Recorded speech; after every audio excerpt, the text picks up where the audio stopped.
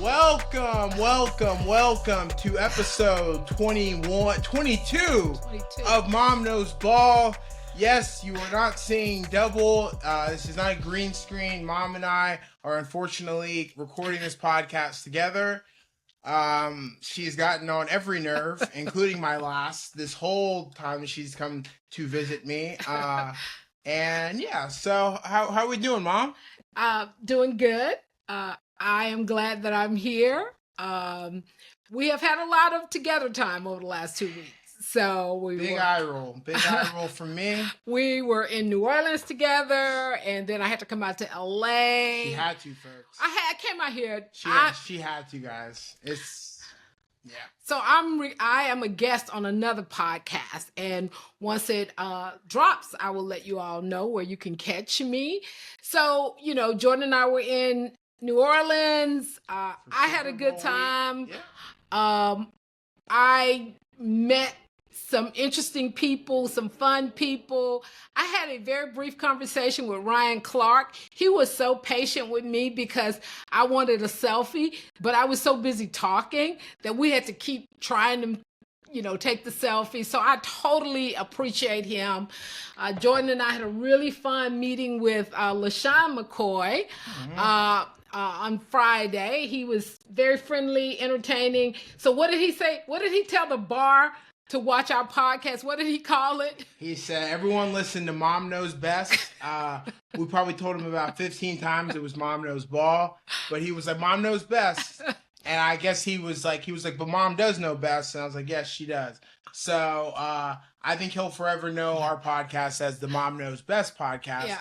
But hey, you know what? He got 2 out of 3 right. 2 out of the 3 words right. We'll take the free publicity from one of the Phillies' all-time great running backs. So yeah. And Jordan got to meet all kinds of big shots because he was on Media Row. So Media Row is where it's Radio Row. Radio Row. I'm sorry. I can't. She's mad because I'm right about things and she gets mad. It's called Radio Row, but it is where all the media outlets are prior to the Super Bowl. And I am predicting that next year, Mom Knows Ball will have a spot on Radio Row. I am predicting it. And I'm adding to that prediction. I will say, Mom did do her thing. For Christmas, I got her a nice t-shirt, and she stepped it up and got us nice hats, and more t-shirts, and even a mug, as you might be able to see behind you right there. So I'm loving my Mom Knows Ball hat. Will be available in our merch store. We don't really have a merch store, but if you do want one, just reach out and we'll, you can do a Venmo. We'll figure it out. But these hats are pretty snazzy. I do really like mine. Fits well. So shout out to our merch operations, which are now officially online. Yeah. But they're not actually online, so I don't know why I said that.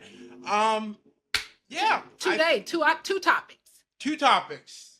We're gonna keep it real simple. It's the first Sunday without football in a very, very long time. But our 2 topics are going to be the Super Bowl and this damn Luka trade. We're going to talk a little bit about college. For a second. Mom really has to make her analogy. It's not that important. It's not that serious. But really, it's going to be Super Bowl and this Luka trade. Okay.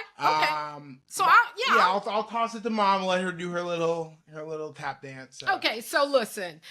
I was in New Orleans, I think either 5 or 6 days, and it was kind of an evolution when I was there. So I get there, and my hair was absolutely straight when I got on the plane, and I don't know, a few hours later, I was back to my curly fro. So I had to get used to the humidity. I had to get used to the fact that there was a overwhelming amount of police and military presence. And I get it, we're trying to be safe, but it took me a day or two to say, with so much security, should I really be here? But finally I got past that. And thank goodness, folks, because you know what, she couldn't get past it. I don't know what we would have done. I don't know what. Yeah, it would have been tough. So I guess we would have had to. I'm glad you prevailed for the extra security. So. I made it through, and I saw, just you just walk out of your hotel and there people are. Our hotel was directly across from the Chiefs. And so every time they left, I mean, we could literally hear from our hotel because of all of the cheering for the fans. I saw Sam Darnold, I saw Shannon Sharp, Cam Newton, Who was the first one? Sam Darnold? What is it? That's not, you didn't see Sam Darnold. The quarterback for the Vikings? Yeah, what's his name? Sam Darnold? Yeah. Okay. The way you said that was like I saw Yeah. Sam Darnold, Shannon Sharp, and I was like, Yeah. those are two. No, I saw Sam Darnold and Darnold. Now you got me confused about how to say his name. Darnold, it's a D. There's a D at the end. There's That's no what T. I said. You're Darnold. Say Darnold. Okay. I saw the quarterback for the Minnesota Vikings. I saw Shannon Sharp. I saw Cam Newton. I saw Larry Fitzgerald. Am I saying that right? Yeah. You're adding a T. I mean, and Tamara's saying she's from Bama. Chill. Oh my God. There's no T in Darnold. It's Darnold. I didn't add a T. Okay. I said Darnold. Okay. Oh my God. Anyway. Okay. So anyway, I enjoyed and I like I said, it was just like I saw football players that I'm like, I know that's a famous football player, but I can't remember his name. So all in all, I enjoyed my New Orleans experience. What about you, Jordan? How did you? You know what? I just like Mom, I prevailed through mine. Won't say it wasn't a busy work week. Probably slept my weight. But it was. I always find it cool when the media world, or sports media world, congregates onto one specific location. I think that's very cool for someone who works in sports media. I remember in Vegas last year. And there's really nothing like it. I think, there's no NBA equivalent to that. And I think the Super Bowl really does bring the whole world together, or the whole sports media US together. And it's cool to just see everyone kind of like, from every network, from every, walk of podcasts and, radio, this and that. So I just enjoy how everyone does kind of like, for one full week kind of take over this city. And New Orleans is, a lot of people believe that it's the best Super Bowl city that we have. I don't have a dog in the fight. I did enjoy my New Orleans experience, outside of losing a couple shekels at the casino. But not that was anyone's fault. I was up and then I was down and then I was down. So Mom doesn't know about this. This is breaking news to Mom. But yeah, we didn't do great at the blackjack tables. Breaking news: we cannot count cards. That's something that we are not capable of doing. So they make it look way easier in the movies. I cannot do that. So yeah, I'm gonna go back to the drawing board on my blackjack strategy. Okay. Well, good to know. Well, I mean, let's talk a little bit about the game. Okay, I loved that the Eagles won. I love that Eagles, Eagles. I think that's what they say. Fly, Eagles, fly. Okay, I didn't expect that, but that was good. Thanks. I love that Jalen played well. I love that Smitty played well. Landon Dickerson, who's on the offensive line, is another Bama boy. He was always entertaining at Bama. I saw him on Jimmy Fallon, and it was good to see that he was still comical. I just loved that the Eagles dominated from start to finish. All the pre-talk was, you cannot take a one touchdown lead. You can't give Patrick Mahomes a one touchdown lead. You will lose that game. And the Eagles were like, okay, we won't. And yeah, so it was, it was a good day watching that happen. No, I agree. It was, I said this last time, again, I did predict the Super Bowl. I did say this last time, though, that when the Chiefs and Eagles met in the Super Bowl 2 years ago, that like I was rooting for the Chiefs then, but I wanted Jalen to play well. And this time around, I was just full out Eagles, and I want Jalen to play well. I didn't want there to be any more question marks. And so it meant a lot to me that he got, Super Bowl MVP, and he played so well, and there was really no question marks.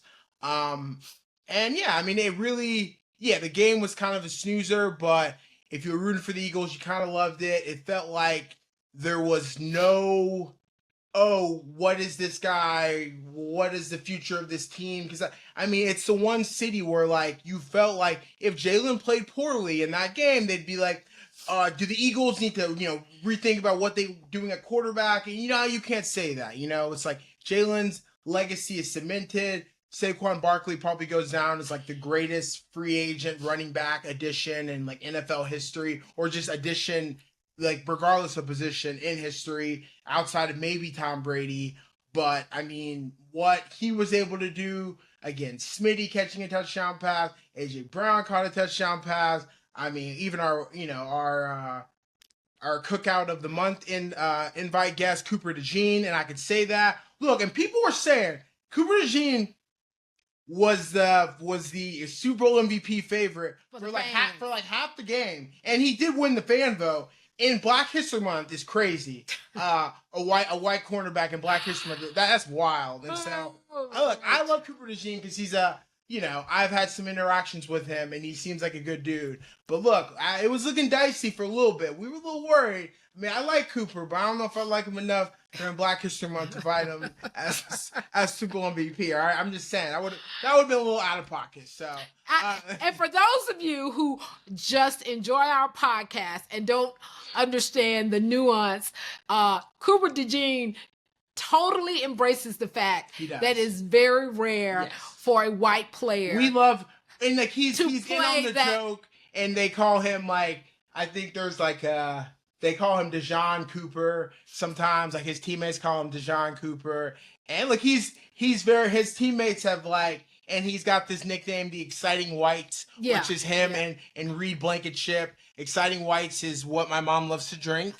This isn't like a dating thing. It's just like, dude, that's like a section of wine in the wine section of Exciting Whites. And so the Exciting Whites on the Eagles are, these two, the safety, Reed Blankenship, and the DB who plays nickel, Cooper DeJean. So. And then it's very rare for that position. Those are the only two. I think those are the Exciting Whites. Anyway, Exciting Whites. So anyway, okay, a transition to basketball, and just give me a minute, okay? I just want to talk about how proud I am of the University of Alabama's basketball team. So yesterday, they played Auburn, and it was the first time that Alabama played Auburn in basketball, and they were ranked 1 and 2.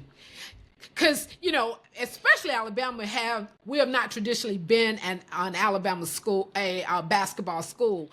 Last year, I didn't know that. That's crazy. Well, yeah. But last year we did make it to the Final Four, and March Madness is right around the corner. Unfortunately, we lost yesterday. I still think we may end up being a number 1 seed because that's the projection. And so I'm like, you know what? Let's see. We got Final Four last year. Maybe we'll get, and win a championship this year. So, hey, and I support my mom's. I think it is visually cool to be like, Alabama, Auburn, number 1 versus number 2 is playing today. And in your head, you're like, it's got to be football. But it's basketball. And you're like, oh, it's a fun little wrinkle to see, these two historic franchises or two historic schools to be playing against each other and to be ranked number 1 and number 2. I didn't, admittingly didn't watch as much of the game as my mom. I was too worried about going to see Captain America afterwards. Which we did, and we fully support Anthony Mackie. Go Mackie. Good movie, go see it. Happy Black History Month again. And so it was cool to see the headline of it. Alabama looked like we got, jumped out the gym, but that's all right.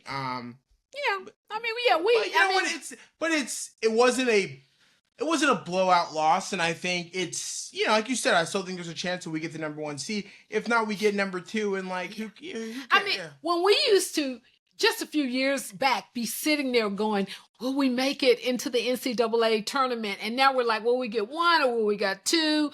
And, we live and die by the 3s, and yesterday, we didn't live by them, but hey. R.I.P. Okay, all right, so here we go. Jordan has been wanting to rant about this trade. And before you just back up, let's just back up. Okay. Let's going to back up to Saturday think it was February 1st, Saturday, February 1st. Is that when it was? I don't know. I don't get those dates correct. I think it was Saturday. It was Saturday, February 1st. Your boy Jay King, I'm going third person, was at the bar, enjoying a couple of, refreshments. Adult beverages of the adult variety. And just having a good old time. I'm sitting there and I get a text from a buddy of mine and he said, "There's no way." And I'm like, "There's no way what?" And then I perk up on the TV screen and it says, "Developing story, Luka has been traded to the Lakers." And if you guys don't know, I live in Los Angeles, and here I am as a Mavericks fan, and I'm in shock. I mean, we thought it was fake. There's no way it's real. Because he even sent me a text and said, "This is fake, right?" Because I'm in Dallas, and it's like Sham sent it out, and we think it's fake. But no, Luka Doncic, the face of the franchise, 5-time All-NBA first team, got us to a finals last year. One of the top 3 best players in the NBA was traded to the Lakers, and that's the start of the beginning. And we traded him for a bag of pennies for Anthony Davis and like Max Christie, and I think like one or like a first round pick or maybe a second round. Who knows? It was not an equal trade in any way. And it's been now 2 weeks. And I went to New Orleans and I tried to forget. This is the day before I left for New Orleans, and I was like, maybe New Orleans will help me forget. And no, when I touched down in New Orleans, the news was still all Luka. And throughout the whole week,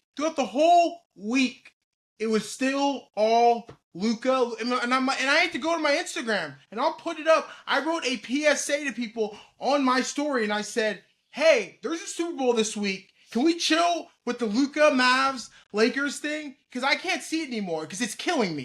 It was literally gutting me to the core to see that we traded. You don't trade those kind of players. Like a generational talent. Because he's a little doughy. We all have bad weeks where we maybe have one or two too many bowls of honey nuts, honey bunches of oats, or maybe some Cheetos or something. He had a couple bad months, okay? And we still traded the face of the franchise for a bag of chips. Okay. And no, it's not okay. It's not okay. He wanted and to. I really have to rethink if I want to be a Mavs fan moving forward. And I get emotional about it because I love Luka. We've had him since he was a teenager. And I don't care if we win the finals this year. Like, we need to win the next. Give me 10 finals in a row, and then maybe I'll be a Mavs fan again. But right now, the relationship status, it's not even as complicated. It is, we're taking a break, and I don't know how long that break is. It could be an infinite break.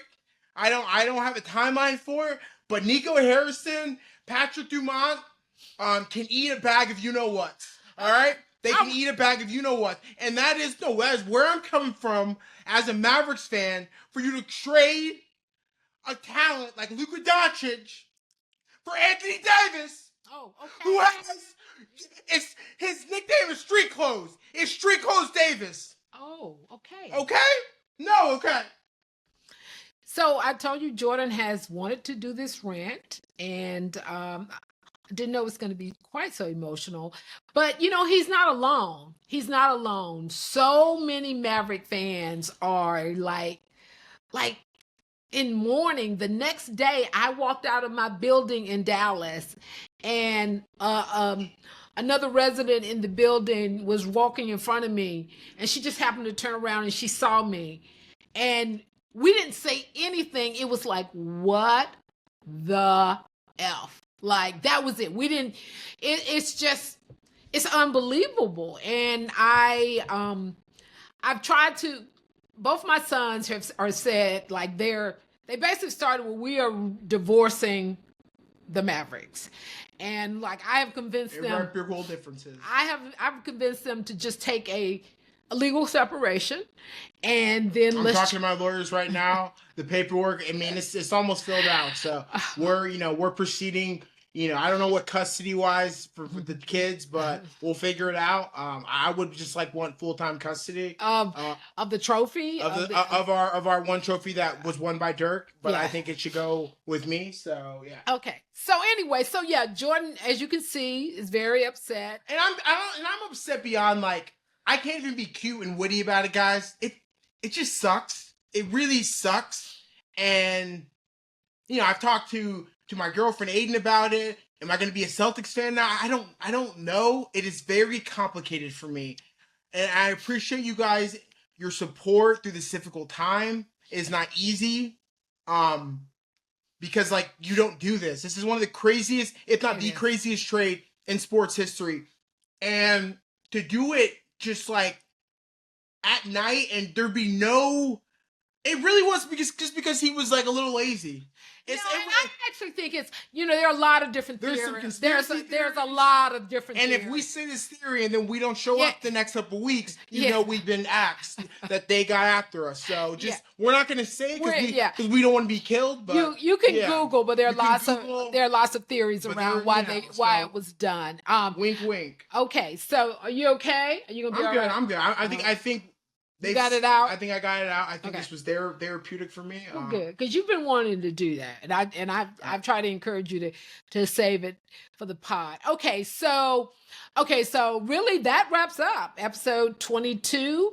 Our podcast is really heavy on the football, and so what we decided to do is that we're only going to have a regular schedule of every 2 weeks until we get closer back to football season, but we'll talk, on those every 2 weeks. We'll talk about basketball and other sports and other things. The draft, our boy Jalen Milrose go, and we'll always have shorts because when I don't have anything to do, I create. And you guys, maybe you'll see the unedited versions of these episodes where they've been trying to put a muzzle on me, and I have some things to say. Maybe they're not always PG. Maybe they don't always get the MPA rating that's, can bring all your kids to. But you know what? Sometimes you just gotta let the dogs bark. So okay, so all right, rough. I hated all of that. I didn't know what.